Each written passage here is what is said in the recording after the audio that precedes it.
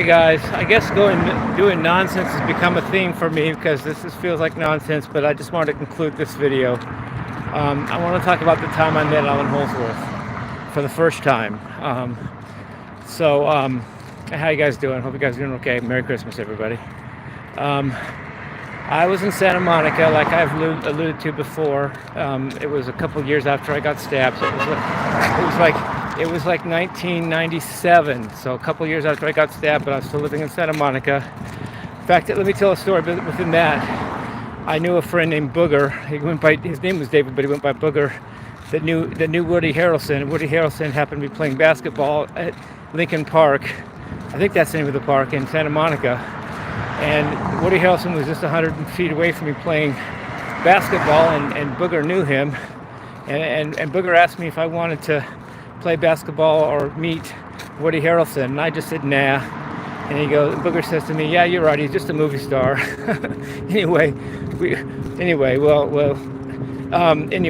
I was living in Santa Monica. It was 1997, and I had tickets to see Allan Holdsworth at the Catalina Bar and Grill in Hollywood. So since I already was walking by then, I didn't drive. I got a bus ticket, and I went out to the concert. The Allan Holdsworth concert, and I didn't know when the bus was going to get there, so I played it safe, and I was there really early. I was like an hour early or something, maybe even more than that, but about an hour early. And but anyway, at any rate, I was the first person there. Allan was the second.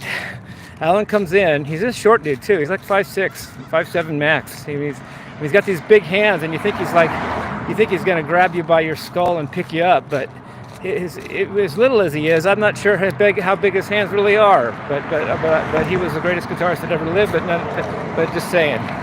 But anyway, at least that's my opinion, and Eddie Van Halen's as well. So he comes in. He's about 20 minutes early, or at least he had 20 minutes to kill, I guess. So he comes in, and he's got this soft shell case, not even a hard shell case for his guitar. You'd think he'd have someone carrying it for him, and it would be hard shell and plutonium, platinum, I don't know what. But he just comes in with this soft shell case and his guitar in his hand, and I just go up to him, or maybe he comes up to me, I'm not even sure. And I just go, "Hey, Allan, how you doing?" And I kind of was a bad boy because there's a theory that I'd heard, that I'd read about, was very knowledgeable of, but it wasn't my unique theory. It came from a book called Basic Atonal Theory. It might have been by Alan Fort. I'm not sure, that could be not true, but the book was called Basic Atonal Theory, and it talked about the pitch class clock and how if C is 0, think of that as the top of a clock. It doesn't have to be 12, it can be 0. It can be 12, but let's call it 0, and then 1 is C sharp, 2 is D, and so forth. And I pawned it off as my own theory, so sorry about that. I was only like 29 years old, so I was kind of dumb. And I wouldn't do that today, but whatever.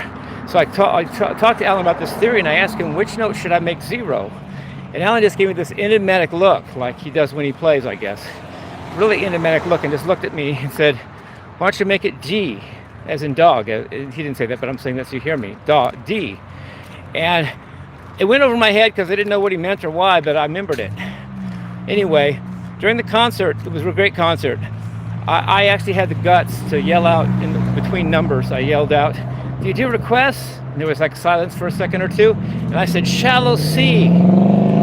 That's one off the IOU album, 1982. And I swear, before the breath had hit, within one beat, they played it right. I mean, this Shallow C. Dun dun dun dun dun dun dun dun. That's how quick it was. They just played it right off the top of my tongue. They just go right into Shallow C, upon my request, as I yelled it out in the audience. So anyway, after the gig, some dude, or even a couple people said, "Man, you got guts. That's a guts to do that." I said, "No, I'm good."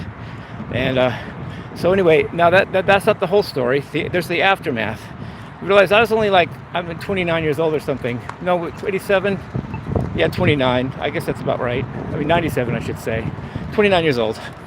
And it shocked me. I'd never met anyone of that composure. I knew my dad and his people, but they weren't guitarists, put it that way. I know they were Illuminati people, but Allan Holdsworth was the best guitarist that ever walked the earth.